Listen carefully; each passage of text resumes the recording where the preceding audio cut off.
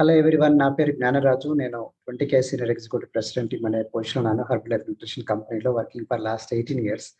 So నా age 51. నాకున్న ఎక్స్పీరియన్స్తో I wanted to share with you one of the wonderful video on financial independence. ఆర్థిక స్వాతంత్రం అంటే ఏంటి, దాని గురించి నేను చెప్పబోతున్నాను అనమాట. ఇది చాలా మంది నన్ను అడుగుతున్న టాపిక్ అనమాట. ఇది అందరూ అడుగుతున్నారు, ఎట్లా దీని గురించి చెప్పండి సార్ అని. సో దాని మీద మీకు ఈ వీడియోని ప్లే చేస్తున్నాను. ఫైనాన్షియల్ ఇండిపెండెన్స్ అంటే ఏంటి, ఆర్థిక స్వాతంత్రం ఎలా ఉంటుంది, దాని గురించి అన్నమాట. సో దీనికన్నా ముందు నా గురించి నేను మీకు పరిచయం చేసుకుంటాను. నేను ఫార్మర్ గ్రూప్ వన్ ఆఫీసర్ని. డిస్ట్రిక్ట్ రిజిస్ట్రార్ అనే జాబ్లో చేశాను. డిస్ట్రిక్ట్ రిజిస్ట్రార్ అంటే జిల్లా రిజిస్ట్రార్ అనమాట. గ్రూప్ వన్ సర్వీసెస్ కింద ఉంటుంది. ఏపీ అండ్ తెలంగాణ గవర్నమెంట్ అప్పుడు కలిసి ఉన్నప్పుడు చేశాను అనమాట. సో 10 ఇయర్స్ చేసిన తర్వాత నా జాబ్ రిజైన్ చేసి నేను ఫుల్ టైం చేస్తున్నాను అనమాట. సో నేను ఇప్పుడు న్యూట్రిషనిస్ట్ని, ఫిట్నెస్ కన్సల్టెంట్, పర్సనల్ వెల్నెస్ కోచ్గా వర్క్ చేస్తున్నాను ఫర్ లాస్ట్ 18 ఇయర్స్. నాకు చాలా సర్టిఫికేషన్స్ ఉన్నాయి.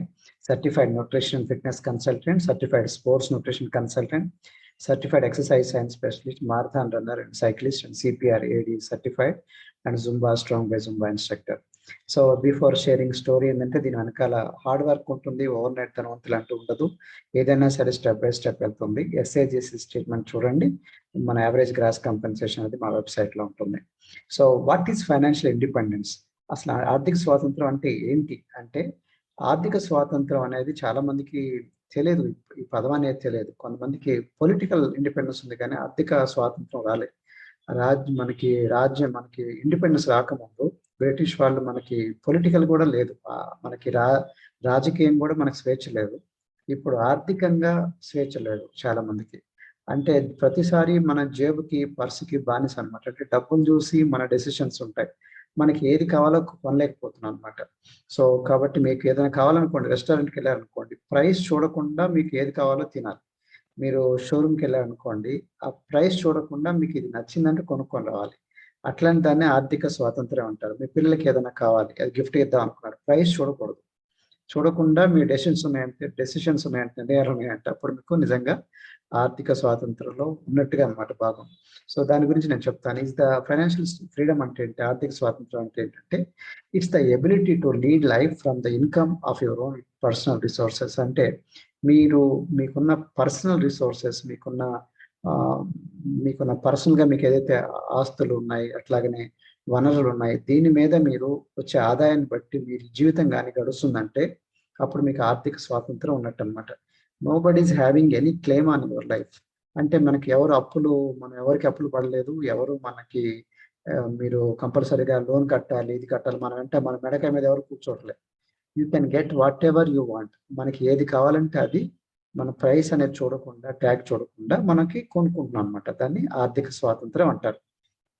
అసలు ఎలా వస్తుంది సార్ ఫైనాన్షియల్ ఇండిపెండెన్స్? అది అందరికి కావాల్సిందే, అందరూ కోరుకుంటారు కూడా. ఇది ఎట్లా వస్తుంది అంటే, ఫస్ట్ మీకున్న ఏదైతే ఇన్కమ్ ఉందో, ఆ turn part of your income into capital.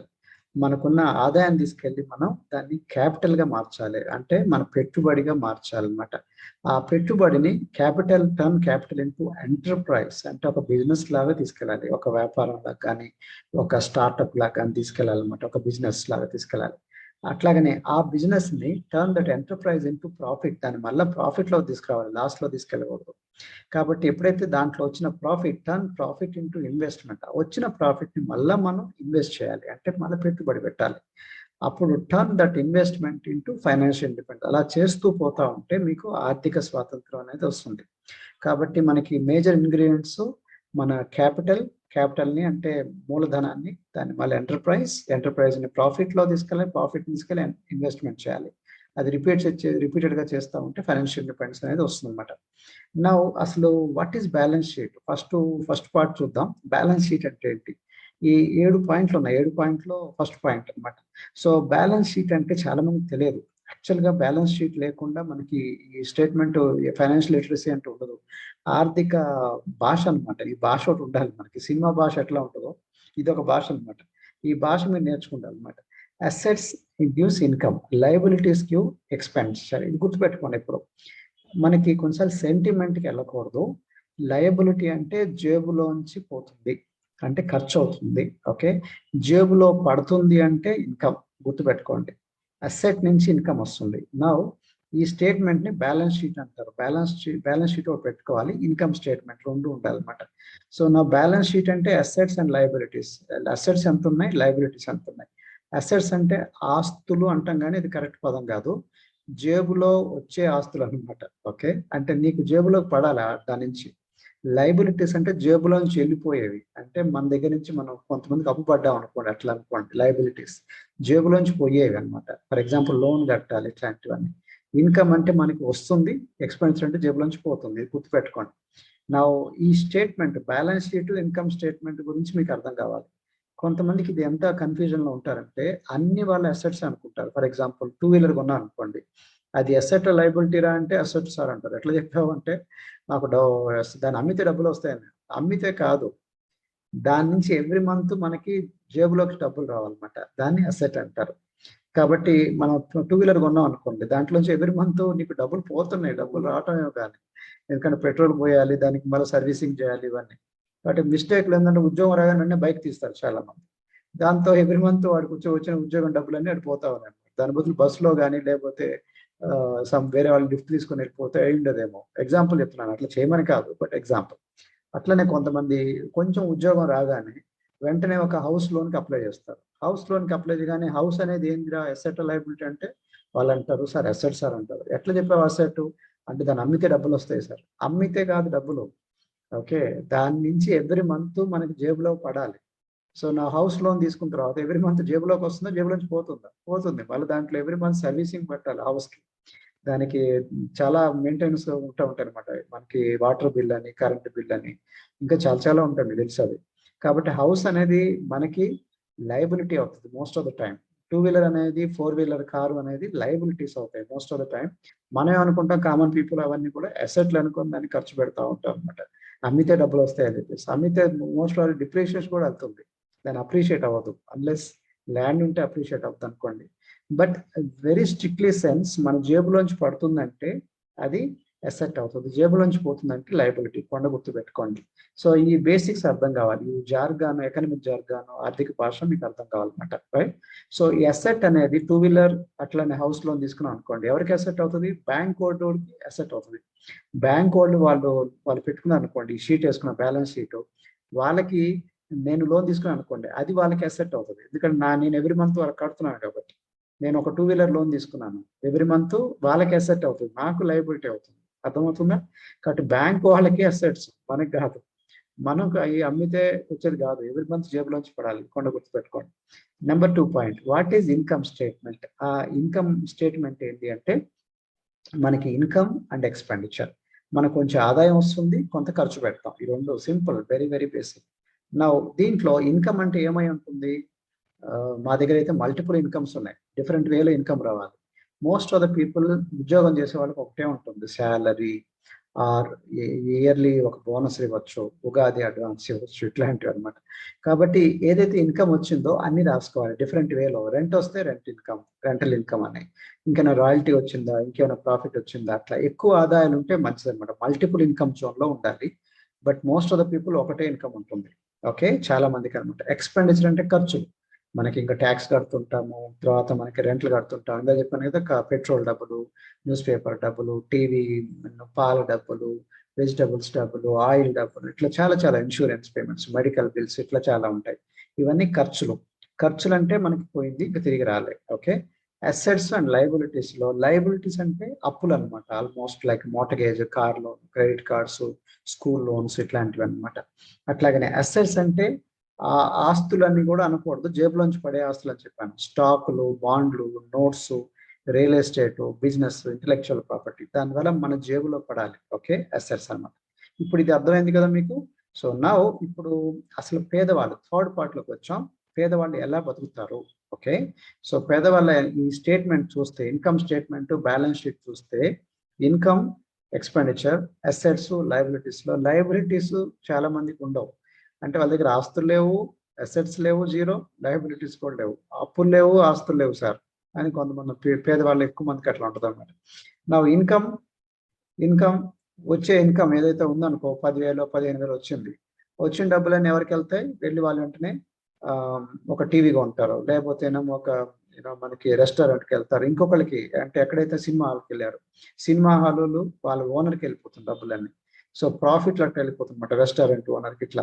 So లేకపోతే మంచి డ్రెస్సులు కొన్నారు, డ్రెస్సులు కొనగానే ఆ షాప్ యజమానికి వెళ్ళిపోయింది. కాబట్టి ఒక మాల్లోకి వెళ్ళి ఖర్చు పెట్టారంటే మాల్లోకి వాళ్ళకి వెళ్ళిపోయింది అనమాట. ఇట్లా ఈ పేదవాళ్ళ డబ్బులన్నీ కూడా ధనవంతులు తీసుకెళ్ళిపోతారు అనమాట, కాకిలాగే తీసుకుపోతారు అనమాట. So next 4th point, middle class ఎలా బతుకుతారు. మిడిల్ క్లాస్ పేదవాళ్ళు ఎట్లా చూశారు. మిడిల్ క్లాస్ లో వీళ్ళ పాపం అసెట్స్ తక్కువ ఉంటాయి, కానీ లయబిలిటీస్ పెంచుకుంటా ఉంటారు. వీళ్ళకి పాపం తెలియక లయబిలిటీస్ వాళ్ళు ఏమనుకుంటారంటే లోన్ తీసుకొని క్రెడిట్ కార్డులు ఉంటాయి, గోకుతా ఉంటారు క్రెడిట్ కార్డ్స్. ఆ గీకి దాంట్లో లోన్స్ పెరుగుతూ ఉంటాయి. వాడు క్రెడిట్ కార్డు ఏమంటారు, నా క్రెడిట్ కార్డు వాడితే నీకు గిఫ్ట్ వస్తుంది అంటారు. దాంతో క్రెడిట్ కార్డు వాడుతూ ఉంటారు, వాడే కొద్ది దానికి మళ్ళా బానిస అయిపోతూ ఉంటారు. ఖర్చులు లేనిపోని పెంచుకుంటూ ఉంటారు. వాళ్ళకి వచ్చేది 20,000 అనుకోండి, ఖర్చులు 30,000 ఉంటాయి. ఓకే, లయబిలిటీస్ కూడా పెరుగుతూ ఉంటాయి. వాళ్ళకి అసెట్స్ తక్కువ ఉంటాయి. అసెట్స్ నుంచి ఏమొస్తుంది, జేబులోంచి డబ్బులు పడేది. అందుకే మిడిల్ క్లాస్ వాళ్ళు అక్కడక్కడే కొట్టుకుంటా ఉంటారు అన్నమాట ఎక్కువ మంది. They buy expenses and liabilities, they think they are assets. పాపం వీళ్ళు ఇంకో కన్ఫ్యూజన్ ఉంటారు ఏంటంటే, వాళ్ళు ఏమనుకుంటారంటే అసెట్స్, వాళ్ళకి అసెట్స్ అనుకొని వాళ్ళు లయబిలిటీస్ కొంటుంటారు. ఇందా చెప్పాను కదా, హౌస్ లోన్ అప్లై చేస్తారు, కార్ లోన్కి అప్లై చేస్తారు, 2 వీలర్కి అప్లై చేస్తారు. ఇట్లాంటివన్నీ వాళ్ళు అసెట్స్ అనుకుంటారు, యాక్చువల్గా అవన్నీ లయబిలిటీస్ అవుతారు. కాబట్టి వీటన్నిటి కూడా కొంటున్నారు అనమాట. డే బై ఎక్స్పెన్సెస్ కొంటా ఉన్నారు పాపం తెలియక.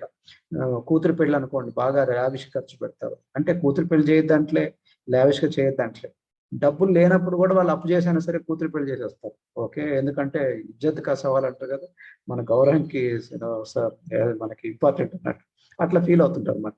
దీంతో వాళ్ళకు వచ్చే ఆదాయం కాస్త ఖర్చులాగా అయిపోతుంది. దాని నుంచి ఖర్చుల నుంచి ఏమైంది, మళ్ళీ లయబిలిటీస్ పెట్టారు. ఎందుకంటే క్రెడిట్ కార్డ్ ఇట్లాంటివి పెట్టుకున్నారు వాళ్ళు, లోన్స్ ఎక్కువ పెరుగుతూ ఉంటాయి లయబిలిటీస్.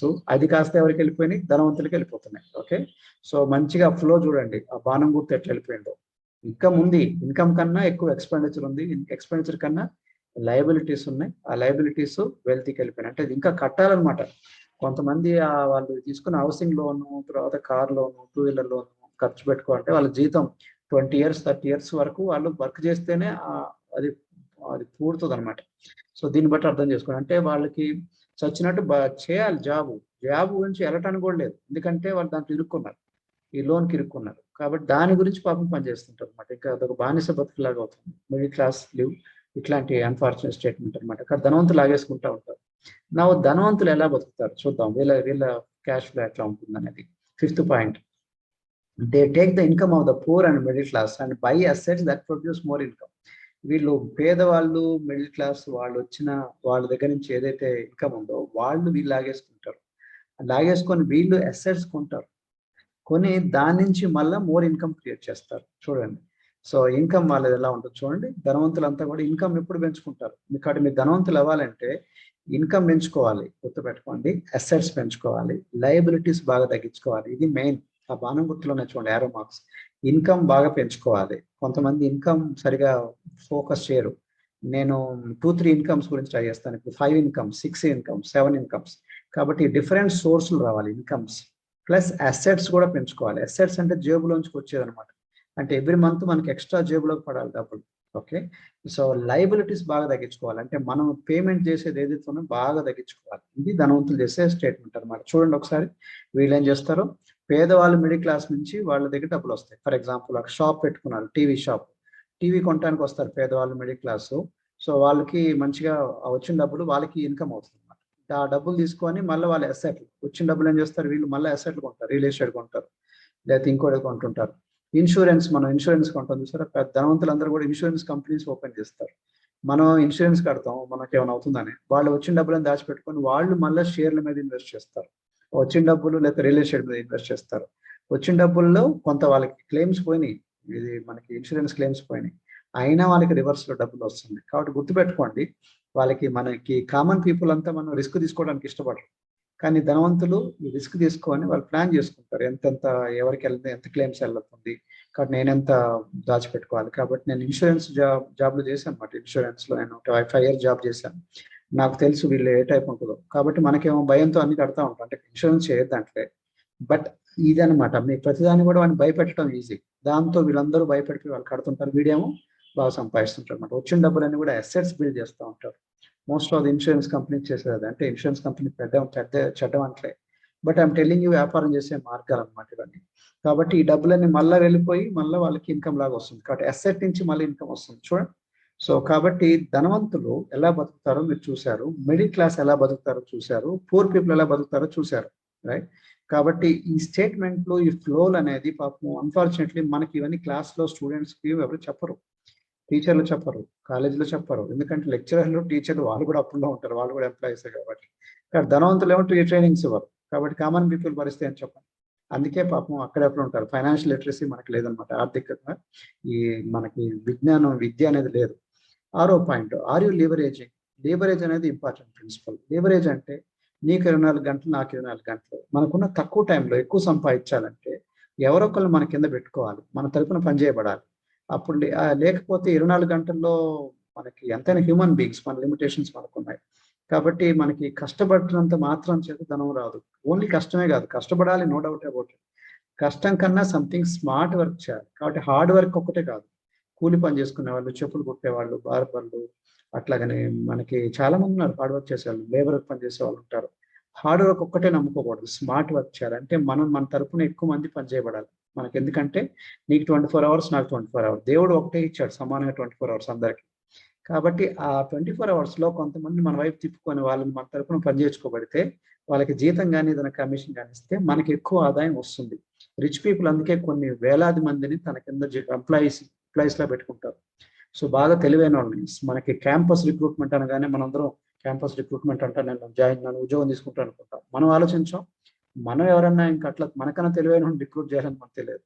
ధనవంతులందరూ రెడీగా ఉంటారు, ఎవరైతే తెలివైన ఉన్నారో వాళ్ళని తన వైపు తిప్పుకొని వాళ్ళకి పని చేర్చుకుంటారు అనమాట. సో ఇది ఒక ట్రాప్ అనమాట, చాలా మందికి తెలియదు. మనకు వచ్చే జీతం అనేది ఒక ట్రాప్. సో దట్ మనం మన గోల్స్ మీద ఫోకస్ పెట్టకుండా వేరే వాళ్ళ గోల్స్ మనం పనిచేస్తూ ఉంటాం. ఓకే, దానిది. సో మనం దాని నుంచి మనం బయటకు రావాలి. నేను అట్లా జాబ్ చేశాను, గవర్నమెంట్ జాబ్ 15 సంవత్సరాలు చేశాను. నెమ్మదిగా దాంట్లోంచి పారిపోవచ్చు అనమాట. ఎందుకంటే నాకు ఈ లీవరేజ్ కాన్సెప్ట్ అర్థమైంది, స్మార్ట్ వర్క్. కాబట్టి ఎందుకు అట్లా చేయాలి సార్ అంటే, ఆర్థిక స్వాతంత్రం రావాలంటే nobody becomes financial independent by struggling alone. ఒక్కడు అనేది సినిమాలోనే ఉంటుంది, ఒక్కడు కాన్సెప్ట్. రియల్ లైఫ్ లో కంపెనీస్ పనిచేస్తాయి, టీం వర్క్ ఉంటుంది అనమాట. కాబట్టి టీం వర్క్ అందరు కలిసి ఒక టేబుల్ మీద కూర్చొని ఆలోచిస్తారు, ప్లాన్ వేసుకుంటారు, ఎట్లాగా మనం ధనం సంపాదించాలి, కంపెనీ ప్రాఫిట్స్ ఎలా పెరగాలి. ఇట్లా అవుతేనే ధనవంతుడు అవుతాడు. కాబట్టి ఒక్కడనేది సినిమాలోనే ఉంటుంది, రియల్ గా ఉండదు అనమాట.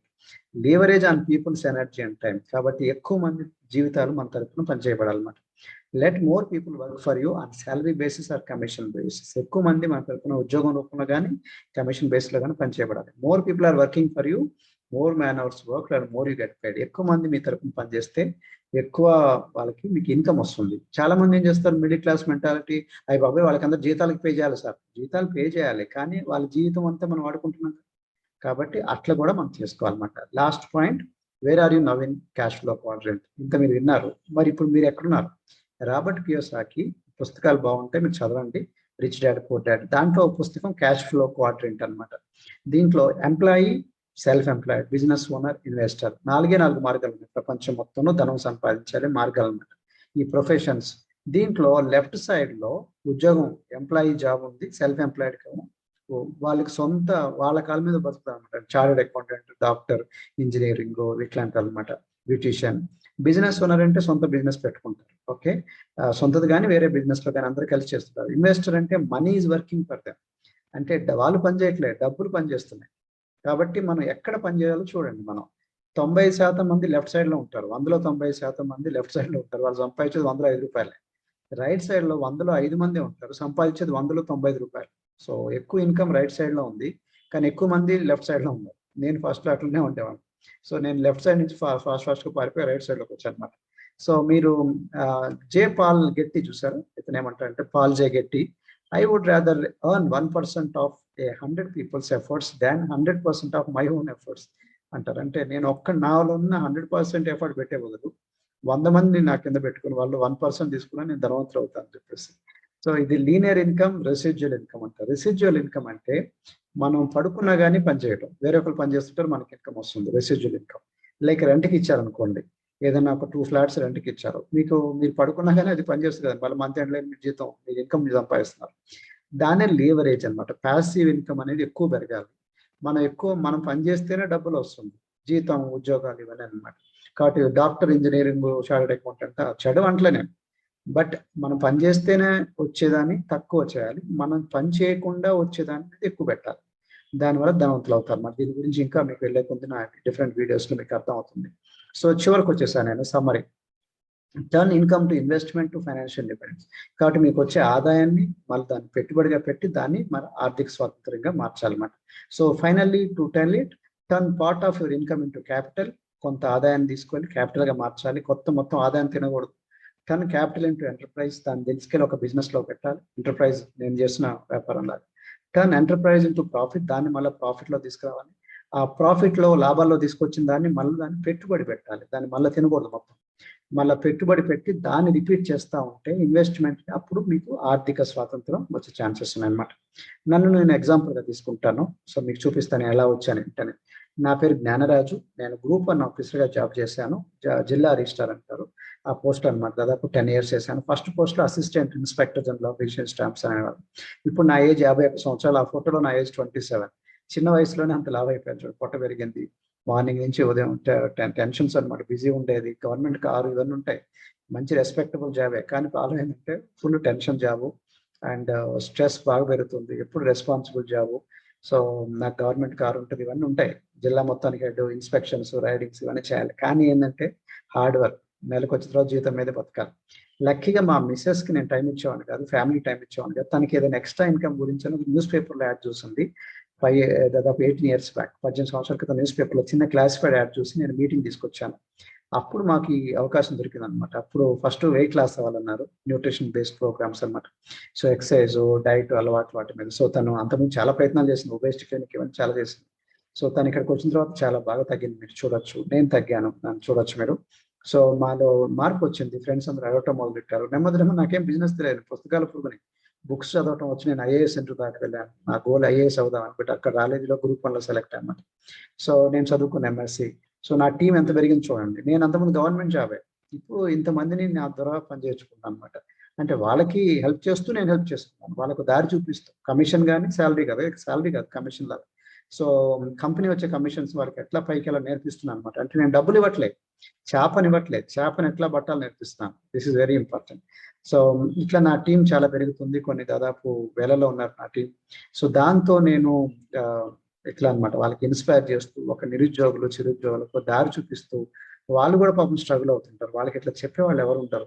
సో చెప్పాను కదా, టీచర్లు, కాలేజ్ లెక్చర్లు, వాళ్ళు కూడా ఎంప్లాయీస్. వాళ్ళు కూడా చాలా మందికి అప్పులు ఉంటాయి. I saw lot of doctors అప్పుల్లో ఉన్న వాళ్ళు చూశాను. ఓకే, అంటే వాళ్ళు కూడా హాస్పిటల్ పెట్టి చేపిస్తే అవుతుంది, కానీ వాళ్ళు చెప్పేవాళ్ళు లేరు. తెలివైన వాళ్ళు, నాలెడ్జ్ ఉంది, hard workers, but not smart worker. చెప్పేవాళ్ళు లేరు, ఎలా ప్లాన్ చేసుకోవాలో తెలియదు. చాలా మంది అప్పుల్లోకి వెళ్ళిపోతారు, లోన్ తీసుకుంటారు, అక్కడి నుంచి పాపం సిక్ అయిపోతారు అనమాట. సో ఇక్కడ మన హెల్త్తో సంపాదిస్తున్నాం. ఫస్ట్ మనం హెల్దీగా ఉంటూ తర్వాత సంపాదిస్తున్నాం. సో మంచి రెస్పెక్ట్ ఉంటుంది మీకు. మాకు recently life time achievement award వచ్చింది, 1 million వాల్యూమ్ పాయింట్స్ అని. సో మాకు యాన్యువల్ బోనస్ ఉంటుంది. మా ఇన్కమ్, మంత్లీ ఇన్కమ్ 7 అంకెల్లో ఉంటుంది. మంత్లీ 7 అంకెల్లో ఉంటుంది, 7 digit ఇన్కమ్. యాన్యువల్ బోనస్ కూడా 7 అంకెల్లో ఉంటుంది. We make lot of money. So మాకు పెద్ద పెద్ద ట్రైనింగ్స్ అటెండ్ అవుతాం. మా మైండ్ ఓపెన్ అవడానికి కారణం అనమాట. మాకు రీసెంట్లీ అవార్డు కూడా వచ్చింది, మా మిసెస్కి women for golden Telangana award వచ్చింది. సో మేము ఎక్కడికి వెళ్ళినా సరే ఇది చాలా ఇంపార్టెంట్, రికగ్నిషన్, రెస్పెక్ట్. అంటే ఒక జీవితంలోకి వెళ్ళి మనం ఎప్పుడైతే మనం ఇన్స్పైర్ చేసాం అనుకోండి, వాళ్ళ పీపుల్ కూడా చాలా మంది మనకి సార్ వాళ్ళు కూడా వస్తుంటారు అనమాట. సార్ మీ ఆటోగ్రాఫ్, మీతో ఉండాలని ఎక్కువసేపు స్టార్ట్ చేస్తుంటారు అనమాట. సో మేము ఎప్పుడైతే డెవలప్ అయ్యామో మేము కలిసి వెళ్తున్నాం. అంతకుముందు నా జాబ్లో నేను పిల్లలు టైం ఇచ్చేవాడిని కాదని చెప్పని గుర్తుంది కదా. ఇప్పుడు జాబ్ వదిలేసుకొని ఫుల్ టైం అదే పనికి ఉన్నాను అనమాట. ఫ్యామిలీతో ఉన్నాం అండ్ హెల్త్, వెల్త్, హ్యాపీనెస్ అన్నీ ఉన్నాయి. సో నా డీటెయిల్స్ ఆల్రెడీ మీకు చెప్పాను. సో నా ఏజ్ 51 అని చెప్పాను. So Instagram, Facebook, website, YouTube channels, email, phone numbers అన్ని ఇచ్చాను, ఏది దాచిపెట్టలేదు. సో మీకు నచ్చింది ఈ అవకాశం అంటే ఫస్ట్ మీ కోచ్ని అడగండి. మీకు ఎవరు కోచెస్ లేరు, ఎవరు లేరు అనుకోండి, వీడియో పంపించిన వాళ్ళు ఎవరు లేరు, దెన్ మమ్మల్ని కాంటాక్ట్ చేయండి. So wish you all the best. God bless you. Thank you so much. మీరు ఇంతసేపు ఓపికగా విన్నారు. సో ఈ వీడియో మీకు నచ్చిందంటే మీరు వెంటనే ఛానల్ సబ్స్క్రైబ్ చేసి వీడియోని ఫార్వర్డ్ చేయండి. మేబీ కొంతమందికి జీవితం కూడా మారచ్చేమో. So thank you so much for your attention. Wish you all the best. God bless you. Bye.